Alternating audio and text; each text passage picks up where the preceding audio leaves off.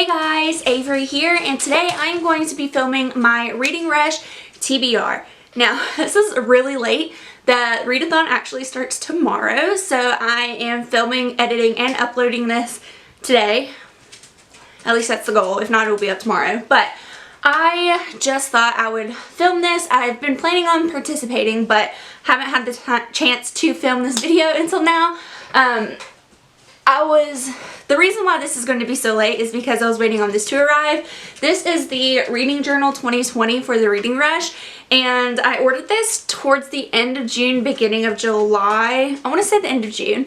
It was around the time that they announced it, and it just came in the mail yesterday or the day before, so yeah, but it's just really cool. It has all the badges that you can color in, and it has all the information. It has tips for a readathon, book recommendations, the reading Instagram and YouTube challenges, and just like stats for every day of the readathon. So, you know, I'm super excited about this, honestly. But today is all about my TBR. Now, I work full-time, so I don't know how many I will get to read. I picked out 7 books, but some of them can count as multiple challenges, so I will let you know if some of them can be applied to multiple places, because since I work full-time, I don't think I'll be able to read 7. It'd be great if I could, but I'm going to read as much as I possibly can, and hopefully I picked some good choices so that I will want to read continuously for a whole week. So without further ado, let's jump right in. Now they want to play, and they like to oh, he brought me his rope toy. Bentley! What? I don't know if you can see him, but he keeps coming in here. What? You picked now to play? I've been up for 2 hours and now you want to play. The first challenge is to read a book that is the same color as your birthstone. So I was born in March, so therefore my color is aquamarine, and it's kind of hard to find a book that had like a light blue cover. I will say that I kind of cheated a little bit on this challenge. I was at Barnes & Noble a couple days ago. They closed at 5:30 and we walked in there at 5, so I had a very short amount of time to pick a book. But one of the books I picked up is Neverworld Wake by Marisha Pessl, and this is a different cover than the original, I believe, but it has this streak right here that looks very aquamarine-ish to me, so I'm going to pick this for the first challenge, as it has the color of my birthstone on it. And this is a book that I've heard quite a bit about. It's, I think, like a thriller-based book. The tagline on the back says, "The first thing you must do is stay calm. Panic will get you nowhere."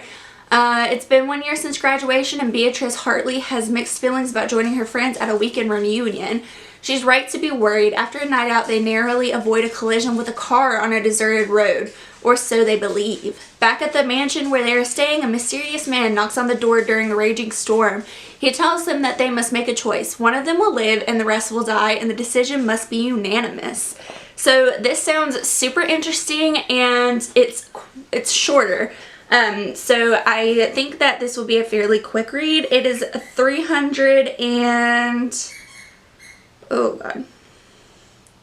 24 pages. So just a little past the 300 page mark. So I'm super pumped to pick this up, and this will probably be one of the priorities because I'm super intrigued by it. The second challenge is to read a book that starts with the, or the, however you pronounce it. The book that I chose for this challenge is The Poet X by Elizabeth Acevedo. I got this recently, I believe, but I figured this would be a good readathon choice because A, she narrates her own audiobook, so I thought this would be a good audiobook pick. And it's told in verse, so it'll be fairly quick to get through. So this is what I picked for that. I actually don't know too much about this book other than the fact that everybody loves it, and look at all these awards. So let's see. The heart-stopping, award-winning novel in verse about an unstoppable young Afro-Latina poet who tells her own story with blazing words and powerful truth. Xiomara Batista feels unheard and able to hide in her Harlem neighborhood, but secretly she pours her dreams and frustrations onto the page of her notebook like prayers. When she is invited to join her school's slam poetry club, Xiomara doesn't know how she could ever attend without her religious mommy finding out. But even so, in the face of a world that may not want to hear her, Xiomara refuses to be silent. This sounds really great. I'm sorry I struggled through reading that. I promise I can read. A reader who cannot read out loud is just a struggle. But this is my next choice. Okay. The next challenge is to read a book that inspired a movie you've already seen. I had a hard time with this. I'm not gonna lie to you. Hold on, I need my phone for this one. This is such a weird pick.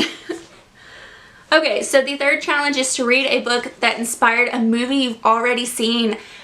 I had a hard time with this because the movie to book adaptations that I'm interested in seeing I've already read and seen for the most part. None came to mind that I haven't seen that I want to see that I've read or own the book for. Oh, what are words? I'm struggling hardcore. But this is such a weird choice, but the book I chose was Jurassic Park by Michael Crichton. I think that's how you pronounce his last name. I got this from Libby, which is my library. So, Jurassic Park. It's about dinosaurs. I did read the first chapter of this before I officially rented it from my library. Oh my Lanta. It actually sounds kind of good, and I love Jurassic Park. I grew up watching Jurassic Park. So we'll see how this goes, but this is definitely a weird choice, but I'm kind of excited. I'm not gonna lie. I'm excited, but I'm nervous, but it's about a theme park that has dinosaurs. So, I mean, I guess we'll find out. The next challenge is to read the first book you touch, and I have acquired a stack of books that I would be interested in reading. So I have Wilder Girls of Fire and Stars, Bone Crier's Moon, Get a Life, Chloe Brown, and Beach Reads. So let me mix these up a little bit with my eyes closed, and then we shall pick the book, I guess. I really kind of have a preference, but it's not about my preference. It's about what I touch first. Oh, okay. Okay. Okay. Okay, let's hold them up again. This one. Oh, Wilder Girls, yes. Okay, well, that's interesting. I hope you could see me touch it. I hope you got that, because I did. This was the one I touched first. It's fine. So we are reading Wilder Girls by Rory Power, and this is, I think, a retelling of Lord of the Flies. There's a virus and a quarantine, which is kind of freaky to read about in this day and age. It's been 18 months since the Raxter School for Girls was put under quarantine, since the talks hit and pulled Hetty's life out from under her. It started slow. First, the teachers died one by one, then it began to infect the students, turning their bodies strange and foreign. Super excited about this, honestly. So, yes. I'm just like my country, I'm young, scrappy, and hungry, I'm not throwing away my shirt. Oh, sorry. Been listening to the Hamilton soundtrack. Okay, so prompt number 5 is to read a book completely outside of your house. And understandably, a lot of people don't have the means to do this at the moment.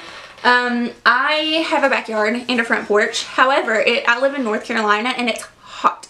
It is unbearably hot outside. So I really prefer not to sit outside and sweat to death while I read, because that's just not fun for me.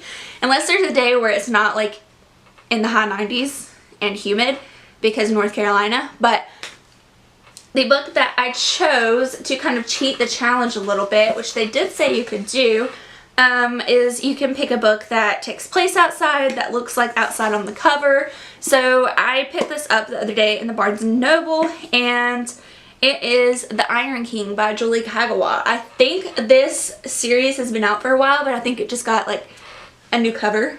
So it has lots of leaves and it has to do with the fae. So that just makes me think outdoorsy.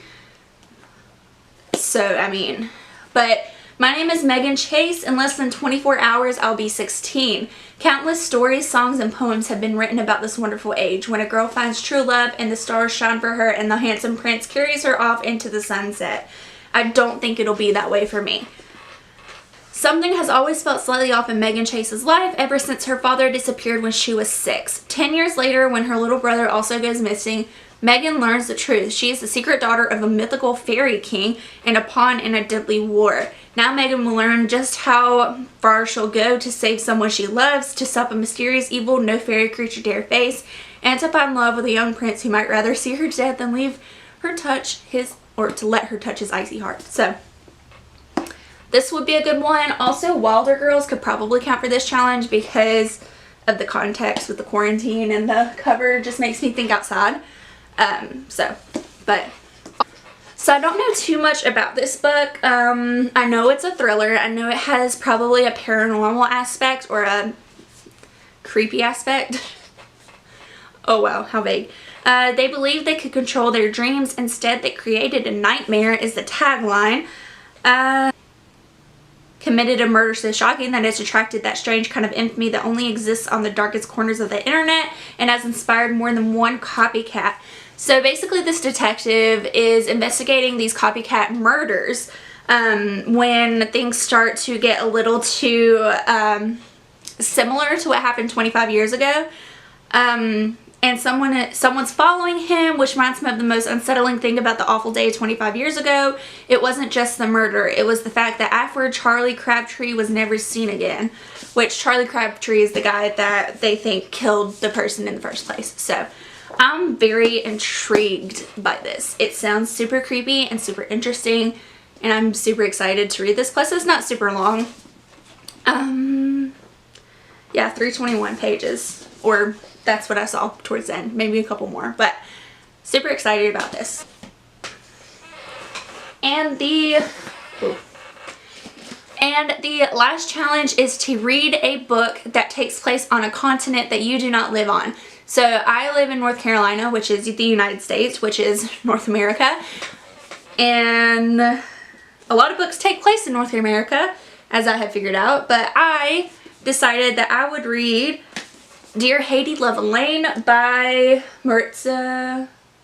Oh, there's 2 authors. That's cool. Are they sisters? I'm gonna pronounce their names wrong, I feel like. Maka Moolite and Maritza Moolite. But this cover is gorgeous, and it's yellow. It's so bright and happy, and I love it. But basically, I don't know too much about this other than this girl is going to Haiti to kind of get connected with her roots and the family that is in Haiti, because I think she lives in America, but she goes back to Haiti. So that's all I know about this. Let's see. When a school presentation goes very wrong, Elaine Beauparlant finds herself suspended, shipped off to Haiti, and writing the report of a lifetime. You might ask the obvious question, what do I, a 17-year-old Haitian American from Miami with way too little life experience, have to say about anything? Actually, a lot. Thanks to the incident, don't ask, I'm spending the next 2 months doing what my school is calling a spring volunteer immersion project. It's definitely no vacation. I'm toiling away under the very ever-watchful eyes of Tati Estelle at her new nonprofit, and my lean-in queen of a mother is even here to make sure I do things right. Or she might just be lying low to dodge the media sharks after a much more public incident of her own, and to hide a rather devastating secret. All things considered, there are some pretty nice perks. Little flirting with Tati's distractingly cute intern, getting actual FaceTime with my mom, and experiencing Haiti for the first time. I'm even exploring my family's history, which happens to be loaded with betrayals, superstitions, and possibly even a family curse. You know, typical drama, but it's nothing I can't handle. So this sounds really, really interesting. Yeah, I'm super excited about this actually. But I bought this months ago. Not months ago, maybe a month or 2 ago. My fingerprints are all over this cover, and it is too pretty for that. But I can't get them off because it's one of those covers that has like the matte type finish to it, and it's just ugh, I'm annoyed, but super excited for this nonetheless. This is my TBR plus Jurassic Park. Some of these can be counted as multiple prompts, but we're going to read as much of this stack as possible. Jurassic Park is also one that is added to this list, but I don't have the physical copy because I'm reading it through my library. But these are my picks. I would love to know what you guys have chosen for the Reading Rush TBR. Let me know down in the comments. And I wish you the best of luck with your reading endeavors in the next week. And also, I will be vlogging the week, so look out for that after the readathon is over. And I hope you guys are having a wonderful week, and I will see you in the next one. Bye!